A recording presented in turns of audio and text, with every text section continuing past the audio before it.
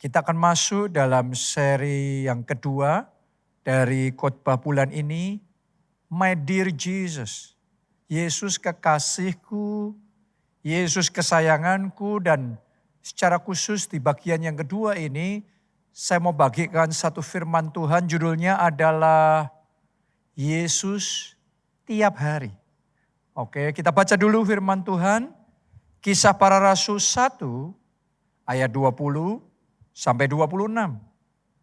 Jadi harus ditambahkan kepada kami seorang dari mereka, perhatikan saudaraku, yang senantiasa datang berkumpul dengan kami selama Tuhan Yesus bersama-sama dengan kami, yaitu mulai dari baptisan Yohanes sampai hari Yesus terangkat ke surga meninggalkan kami untuk menjadi saksi dengan kami tentang kebangkitannya. Lalu mereka mengusulkan dua nama. Yang pertama Yusuf yang disebut Barsabas dan yang juga bernama Yustus. Dan yang kedua adalah Matias. Oke, nah saya mau ngomong sama saudara, ada sesuatu yang istimewa tentang dua orang ini. Yusuf dan Matias. Kenapa? Karena ditulis bahwa mereka senantiasa datang berkumpul dengan Yesus. Dengan murid-murid Yesus yang lain. Dari sejak baptisan Yohanes sampai Yesus terangkat ke surga. Padahal dua orang ini tidak termasuk dari 12 murid Yesus. Namun demikian itu tidak menghalangi mereka untuk terus mendekat sama Yesus. Untuk terus mengejar Yesus. Untuk terus datang dan berkumpul bersama dengan Yesus. Untuk selalu ada bersama dengan Yesus tiap hari. Nah ini artinya level kehausan roh yang mereka punya jauh lebih banyak daripada semua orang yang lain. Kalau saudara pelajari dalam Alkitab, Anda akan menemukan bahwa banyak orang datang di KKR-KKR-nya Yesus. Tapi itu eventual. Hanya kalau pas event besar, KKR. Ya, mungkin ada juga orang yang caranya datang kepada Yesus adalah di perayaan-perayaan tertentu. Di zaman kita sekarang, berapa banyak orang Kristen yang datangnya carinya Yesus kalau pas Natal. Kalau pas Paskah. Tapi ya kita bersyukur paling tidak datang kepada Yesus. Sebagian lagi orang Kristen datangnya kepada Yesus, kepengennya ketemu sama Yesus tiap minggu di gereja. Di gereja tiap minggu mendengar firman, tiap minggu memuji, tiap minggu menyembah Yesus, tiap minggu. Tapi yang luar biasa, dua orang ini yaitu Yusuf dan Matias ini tiap hari. Ditulis di dalam pembacaan tadi, senantiasa. Mereka punya kerinduan yang sangat besar, yang jauh lebih besar. Sehingga yang buat orang lain, takarannya cukup tahunan, takarannya cukup bulanan atau mingguan. Tapi mereka mau tiap hari, tiap saat. Dan tidak heran, dua orang inilah yang dipilih untuk bergabung masuk di dalam jajaran murid Yesus. Saya mau ngomong sama saudara, jangan sampai engkau kehilangan kehausanmu di dalam mengikut Yesus. Awal kita mengikut Yesus, banyak orang alami yang namanya kasih mula-mula, selalu kepengennya Yesus, kepengennya ibadah, ketemu Yesus, terus mencari Yesus, berdoa dan berdoa. Tapi sementara waktu berjalan, kadang-kadang kehausannya luntur. Kadang-kadang kerinduannya mulai hilang. Akhirnya mulai berkurang. Yang tadinya setiap hari terus mencari Tuhan. Sekarang cukup cuma seminggu sekali. Terus kadang-kadang seminggu sekali pun ya iya ya tidak juga. Hari ini buka hati saudara lebar-lebar. Dan saya berdoa kehausan dan kelaparan roh yang baru itu ditimbulkan, dikobarkan kembali, dibangkitkan kembali di dalam kehidupan saudara. Tolong dengarkan baik-baik. Lebih baik jiwa baru tapi punya kehausan yang besar untuk mencari Yesus. Daripada pendeta yang sudah tua tapi sudah kehilangan kehausannya untuk mengejar Tuhan. Saya mau ngomong sama saudara, tidak peduli seberapapun lama, seberapapun seniornya kita, sudah jadi orang Kristen, sudah terlibat di dalam pelayanan. Doa saya, kehausan roh itu tetap berkobar dan tetap menyala-nyala untuk mengejar Yesus, mencari Yesus, bahkan hidup bersama dengan Yesus tiap hari. Amin. Bahkan doa saya tiap saat, tiap detik terus kita hidup bersama dengan Yesus. Galatia 3 ayatnya yang ke-27. Karena kamu semua yang dibaptis dalam Kristus telah mengenakan Kristus. Saya suka sekali dengan kata ini. Mengenakan Kristus. Apa artinya mengenakan Kristus? Sederhana. Memikirkan yang Kristus pikirkan. Mengatakan yang Kristus katakan. Melakukan yang Kristus lakukan. Mengingini yang Kristus ingini. Inilah yang disebut dengan mengenakan Kristus. Sama seperti kayak mengenakan pakaian. Pakaian yang saya kenakan ini, ketika saya ketemu sama saudara, yang saudara lihat adalah pakaian saya.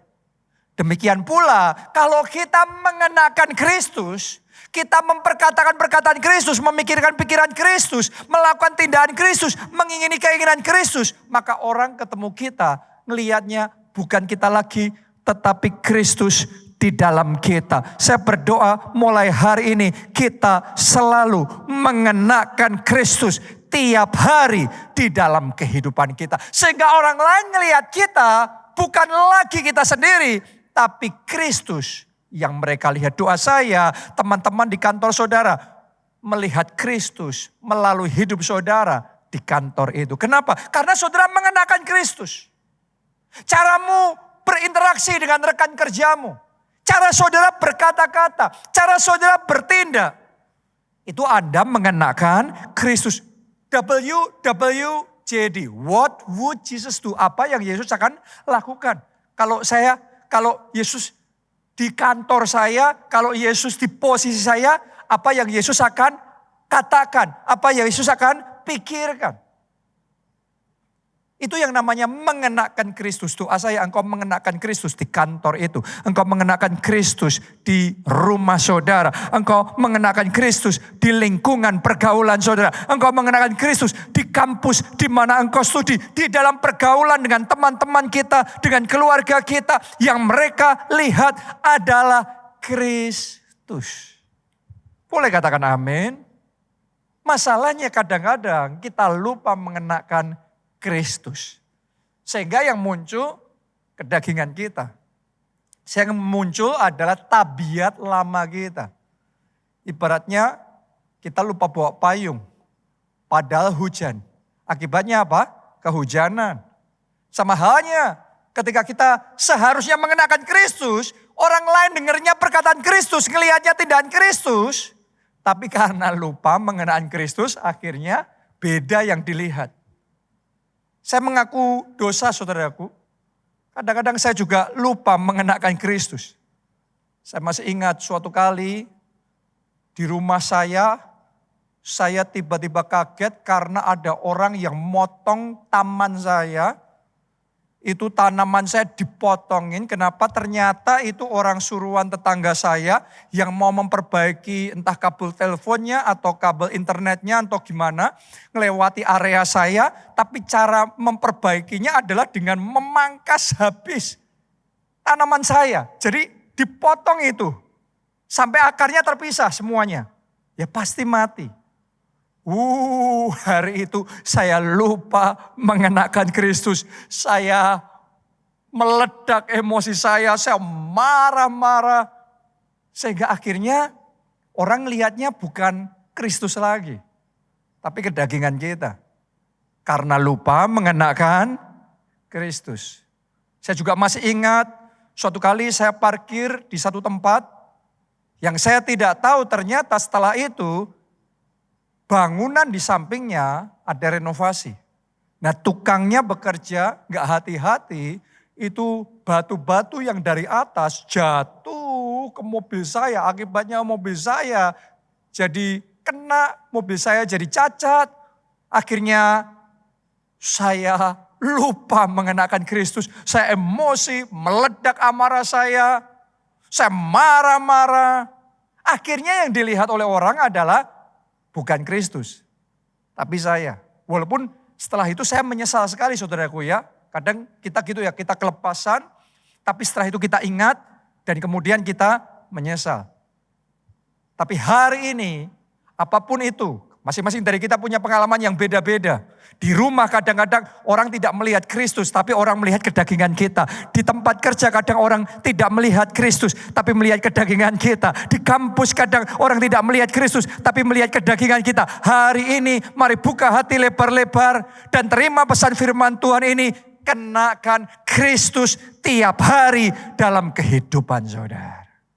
Mari kita baca Galatia 2 ayatnya yang ke-20. Paulus berkata begini, namun aku hidup, tetapi bukan lagi aku sendiri yang hidup, melainkan Kristus yang hidup di dalam aku. Dan hidupku yang kuhidupi sekarang di dalam daging adalah hidup oleh iman dalam anak Allah yang telah mengasihani aku dan menyerahkan dirinya untuk aku. Tadinya Paulus hidup sendiri. Terus kemudian mengenakan Kristus. Dan sekarang maju lagi. Sekarang dia sudah jadi satu dengan Kristus. Sehingga dia ngomongnya, hidupku ini bukan aku lagi. Tapi Kristus di dalam aku. Artinya manunggal nih. Union dengan Kristus. Doa saya sepanjang bulan ini, sementara kita terus belajar tentang Yesus Kristus. Doa saya kita semua dibawa makin manunggal, makin union dengan Yesus dalam kehidupan kita. Dan saya yakin semakin kita ini manunggal dengan Yesus, semakin manifestasi Kristus nyata dalam hidup kita. Dan transformasi akan terjadi dalam hidup kita. Pertanyaannya transformasi apa saja yang akan kita alami kalau kita hidup sama Yesus tiap hari. Kalau saudara hidupnya tiap hari sama Yesus pasti berubah hidupnya. Pasti ada transformasi. Dan yang pertama yang Anda alami adalah transformasi roh terlebih dahulu. Karena itu yang prime-nya. Itu yang paling utamanya. Ketika saudara mendekat sama Yesus, Anda mulai doa tiap hari. Anda mulai memuji, menyembah Yesus tiap hari. Membangun hubungan dengan Yesus tiap hari. Membaca dan merenungkan firman-Nya Yesus tiap hari. Yang pertama kau alami adalah transformasi roh. Kehidupan rohanimu akan berkembang dengan pesat. Gak stagnan lagi. Saya berdoa semua jemaat keluarga Allah. Dari minggu ke minggu, dari bulan ke bulan, tahun ke tahun, ada pertumbuhan rohani yang pesat. Ada buah-buah roh yang luar biasa yang dihasilkan di dalam kehidupan saudara. Sumbernya apa? Persekutuan pribadi dengan Yesus tiap hari. Ini yang dialami oleh Saulus. Makanya dia bisa berubah jadi Paulus. Karena Jesus every day. Relationship-nya sama Yesus tiap hari. Saya bacakan Kisah Para Rasul 16 ayat 18.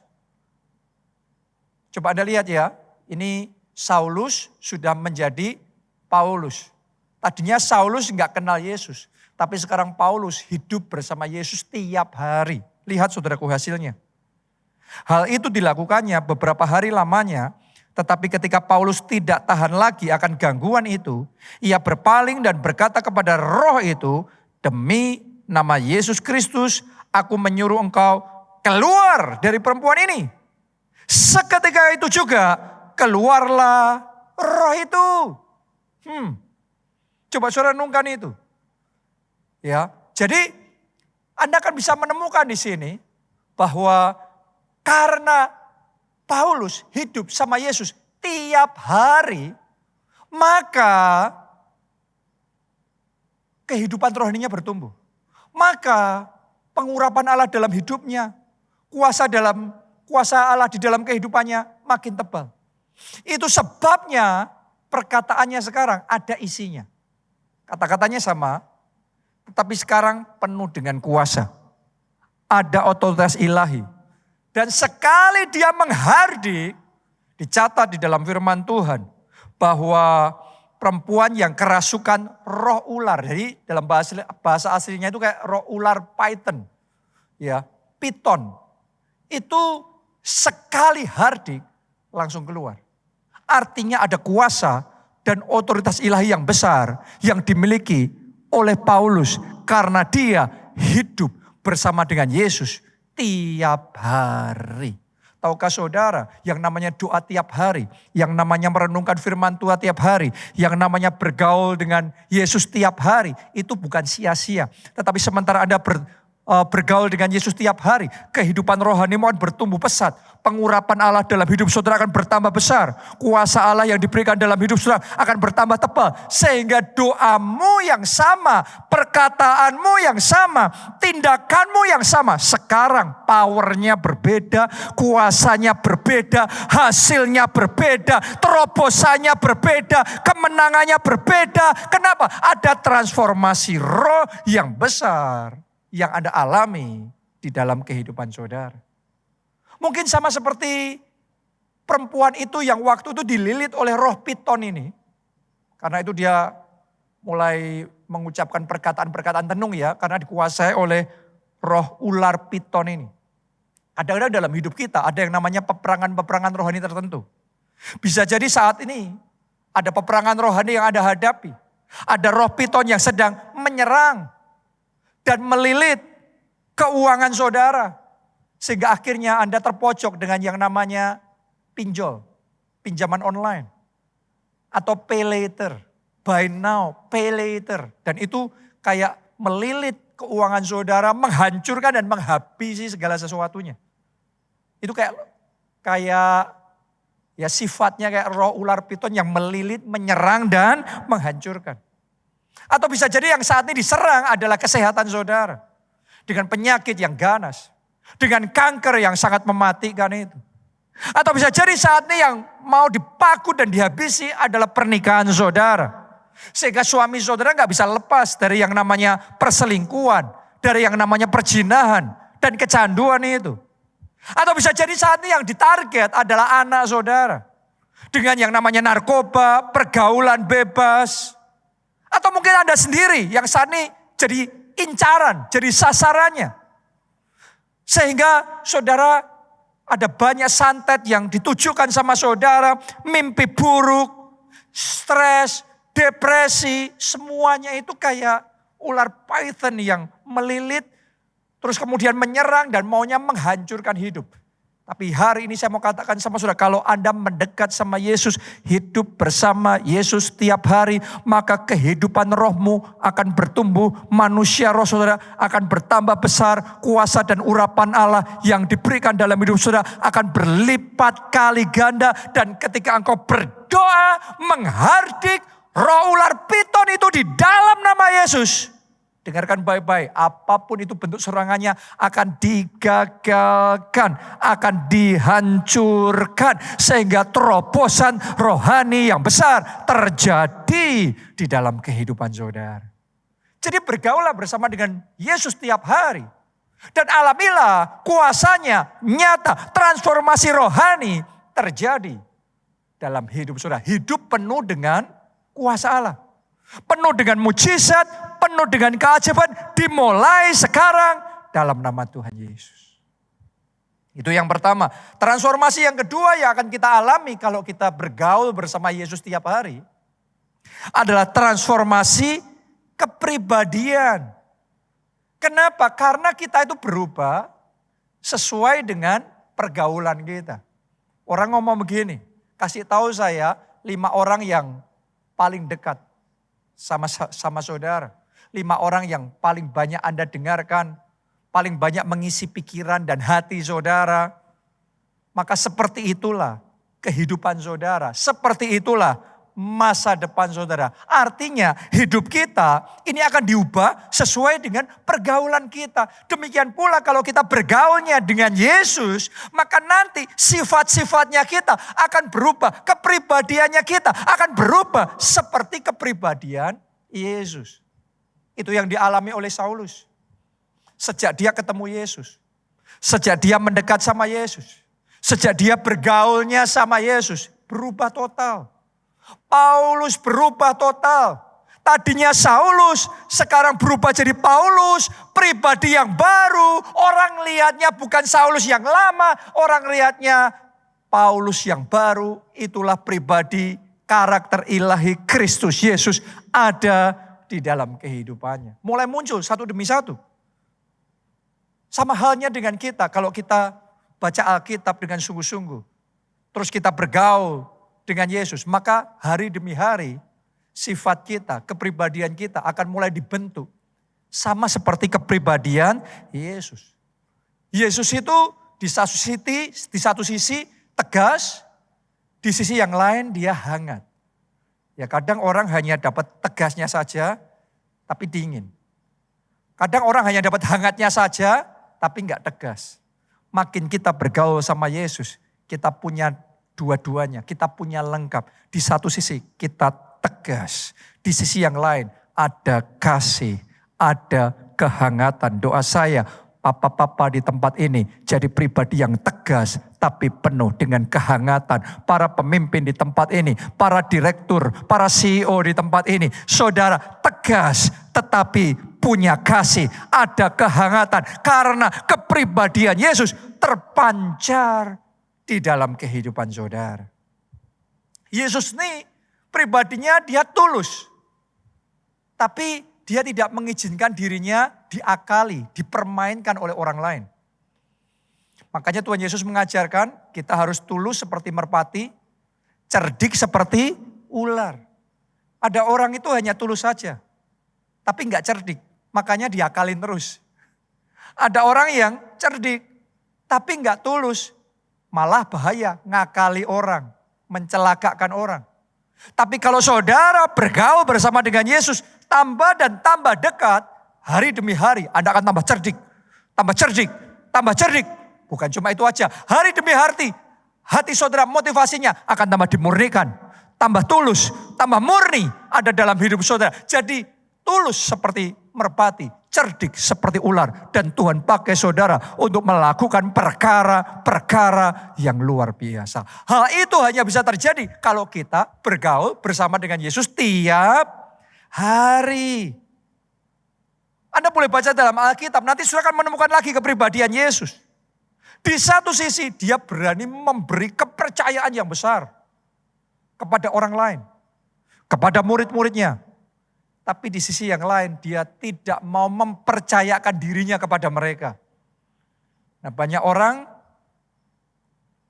serba curiga sama orang lain.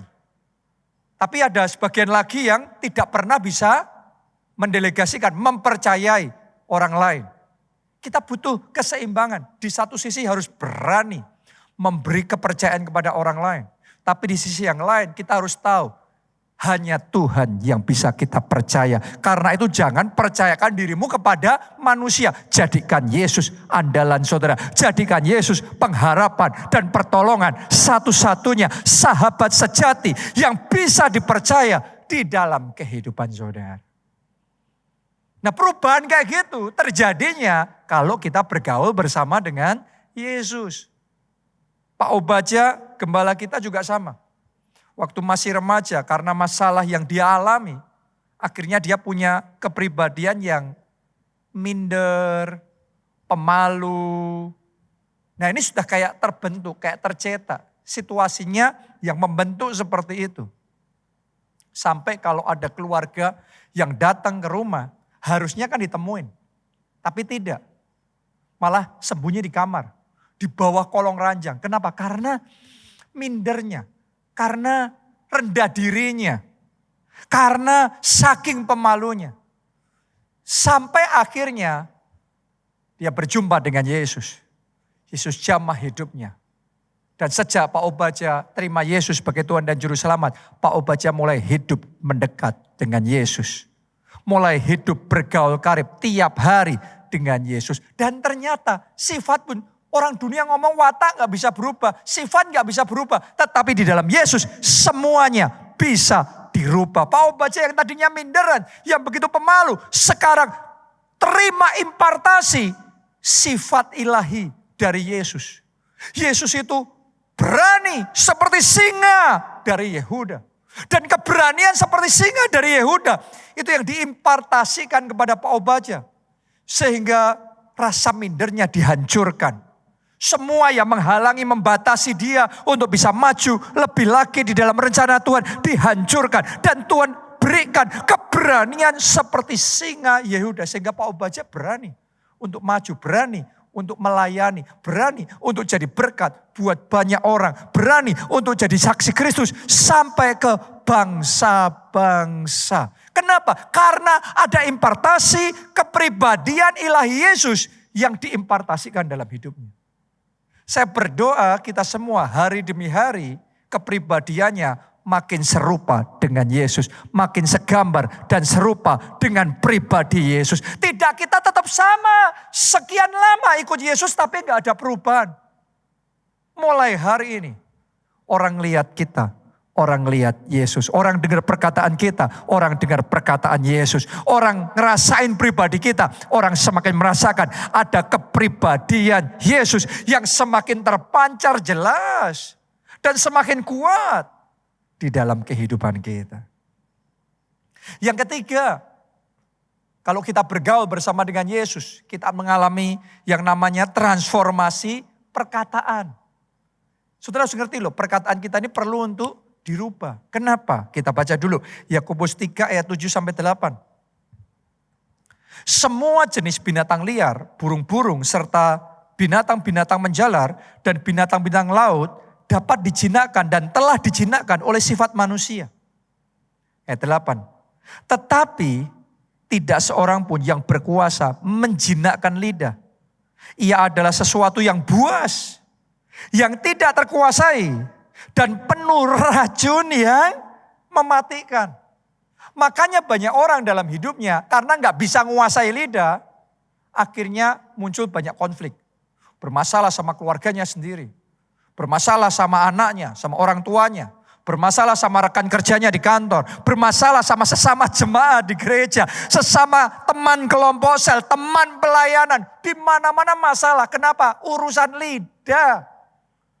Karena firman Tuhan sendiri yang ngomong ini gak gampang dijinakkan. Ini buas lidah itu kayak buas yang tidak terkuasai, penuh racun yang mematikan. Tapi saya punya berita baik buat saudara. Kalau kita bergaul sama Yesus tiap hari, maka lidah kita, perkataan kita akan dijamah, akan diubahkan. Perkataan Yesus akan diberikan dalam perkataan kita. Kita baca Yohanes 12 ayatnya yang ke-49.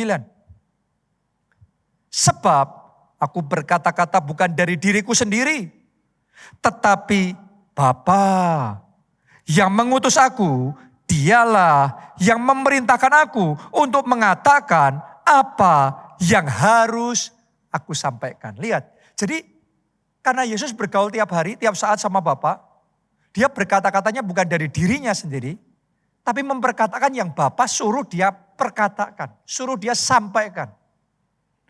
Saya mau bacakan ayat yang sama dalam Alkitab bahasa Inggris, terjemahan God's Word.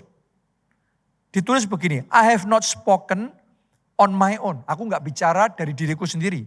Instead, tetapi, the Father who sent me, Bapa yang mengutus aku, tells me what I should say and how I should say it. Bapa yang mengutuskan aku, itu yang mengatakan apa yang harus aku katakan dan bagaimana cara mengatakannya. Lihat saudaraku. Jadi sekarang perkataan Yesus bukan dari dirinya sendiri. Apa yang dia katakan datangnya dari Bapa. Dan cara mengatakan apa yang dia katakan, Bapa juga yang ngajarin. Jadi ternyata dalam hidup kita butuh dua hal. Yang pertama kontennya. Kita butuh konten, kita butuh tahu apa yang Yesus mau kita perkatakan melalui lidah kita ini. Dan yang kedua, kita harus tahu juga bagaimana memperkatakan perkataan yang Yesus suruh kita katakan. Jadi the what and the how.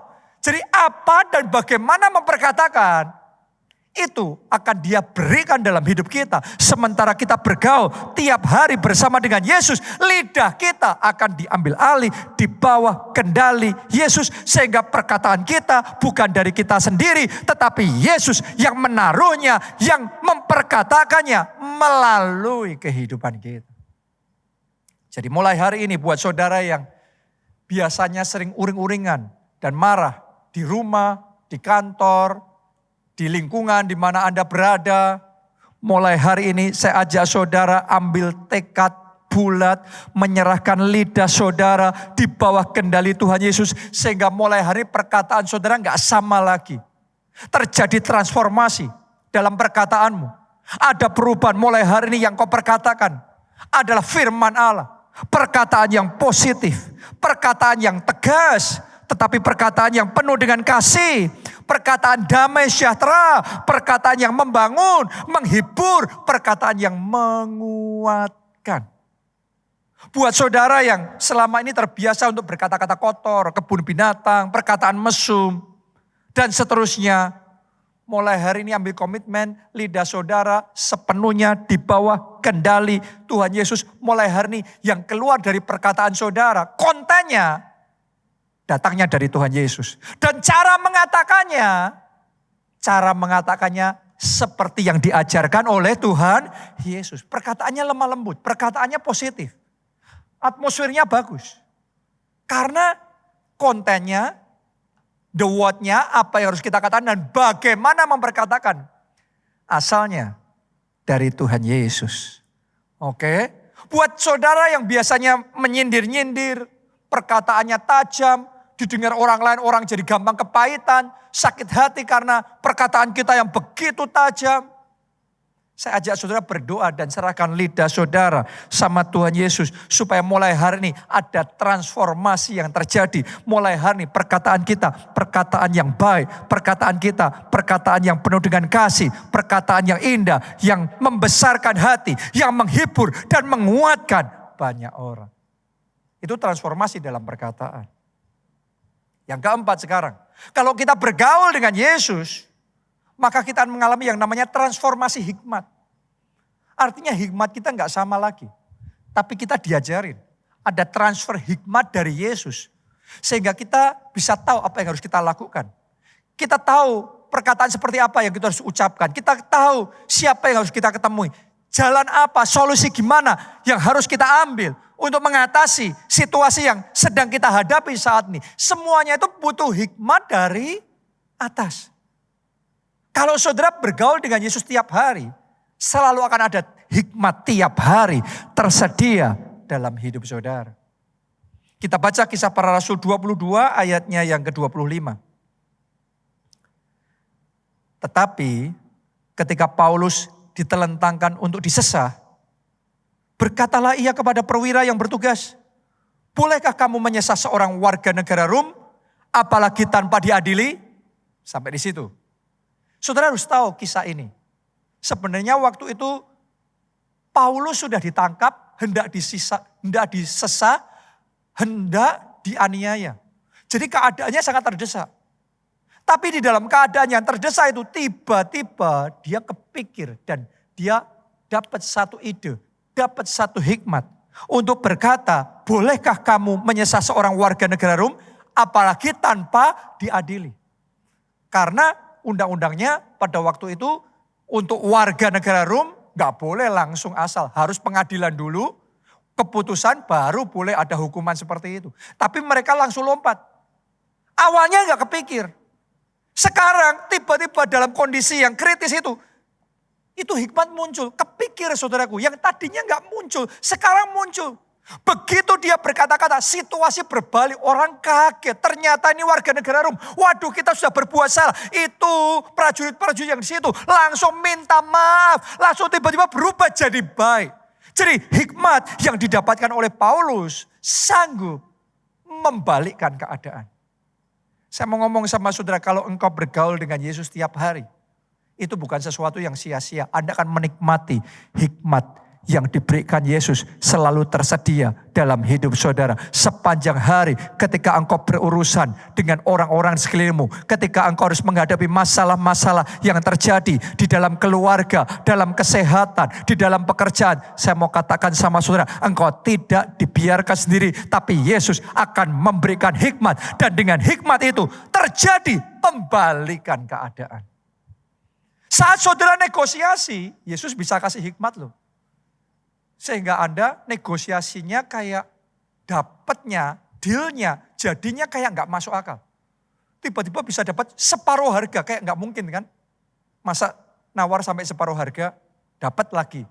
Tiba-tiba malah dapat dikasih. Loh, lucu kan saudaraku? Tapi kalau saudara belum pernah ngalami kayak gitu, mungkin Anda nganggap nggak masuk akal. Anda harus tahu, satu situasi yang sama di-approach dengan hikmat yang berbeda, hasilnya berbeda. Negosiasi yang sama, Anda cuma negosiasi polosan dibandingkan negosiasi dengan hikmat dari Yesus, hasilnya pasti berbeda. Karena itu hari ini minta hikmat dari Tuhan. Saat engkau negosiasi, minta hikmat dari Yesus. Saat Anda menemui jalan buntu, jangan cuma diam, panik, terus kemudian putus asa. Saya ajak saudara datang kepada Tuhan untuk mengajari saudara apa yang harus Anda katakan. Siapa yang harus Anda temui? Solusi seperti apa yang harus engkau lakukan? Begitu Tuhan kasih satu hikmat dari Yesus sanggup membuat pintu-pintu yang tertutup jadi terbuka di dalam kehidupanmu. Itu hikmat yang dari Yesus. Very powerful. Para pengusaha, kalau saudara kalah bersaing, sehingga terus omset saudara menurun, grafiknya mulai turun semuanya, dan Anda ngerti, kalau nggak ada perubahan habis nih. Doa sama Tuhan, minta hikmat sama Yesus. Mendekat dan bergaul, hidup bersama Yesus tiap hari. Maka Tuhan akan memberikan impartasi hikmat kepada saudara. Dan dengan hikmat yang Yesus ajarkan, Yesus akan membuat saudara bisa melihat kesempatan yang tidak dilihat oleh orang lain. Kesempatannya ada, tapi yang lainnya nggak tahu. Anda sendiri yang tahu, Anda sendiri yang bisa melihat itu. Dan ketika engkau lakukan, engkau kerjakan kesempatan itu, tiba-tiba Anda mengalami lompatan yang lebih besar, yang tidak diperhitungkan sebelumnya oleh kompetitor saudara. Tapi Anda mengalami terobosan dan kemajuan berlipat kali ganda, jauh lebih besar. Anda yang harusnya hampir habis, hampir bangkrut, sekarang malah naik tinggi dan mengalami kemuliaan Tuhan yang luar biasa. That is the power of wisdom from Jesus. Karena itu terima hikmat dari Yesus, Anda akan melihat bagaimana kuasanya bekerja dahsyat di dalam hidup saudara. Yang terakhir, yang kelima, kalau kita bergaul bersama dengan Yesus tiap hari, maka kita akan mengalami transformasi sikap dan tindakan kita. Ini yang dialami oleh Paulus. Tadinya namanya Saulus, sangat kejam, sangat brutal, egois, dan sering mengorbankan orang. Tapi begitu dia bergaul bersama dengan Yesus, semuanya berubah. Saulus jadi Paulus. Paulus yang penuh kasih, yang siap berkorban buat orang lain. Lihat berubah saudaraku. Tadinya ngorbanin orang, nyelakain orang, tapi sekarang siap korban, siap celaka buat orang lain. Kenapa? Karena memang bergaulnya sama Yesus. Makanya perbuatannya pun berubah, tindakannya pun ditransformasi. Sama halnya dengan saudara dan saya, semakin kita bergaul dekat sama Yesus, hidup dekat sama Yesus, kita juga akan mengalami transformasi di dalam perbuatan kita. Tadinya kita baru sampai dalam level orang Kristen Yohanes 3 ayat 16.